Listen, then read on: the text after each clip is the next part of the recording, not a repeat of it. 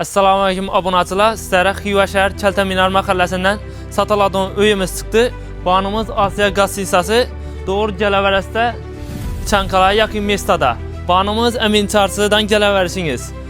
Doğru üşüden girip barasta. Gittik uyumuzu gösteririz.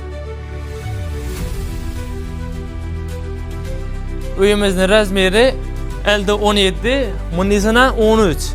220 kvadrat. İşlerinden bir kadar gösteririz. Bu dalanı gireversiyada xanaları bayına 3 xanası bu tarafı bağlayacaq. Garajlarına taxlaq qoydular. Oyuna dokumentlerini gördük, hüccetlerinden muamma yok. Həmməsi absolut tak oturdu. Bakasına gəlsə $45.000, aytılış bahası başqa, satılış bahası başqa. İYSN-ə müraciət edib telefonlaşıb ala verəsə. Pəstə telefon nömrələrini qaldıramız, bemalal müraciət edəvəsə.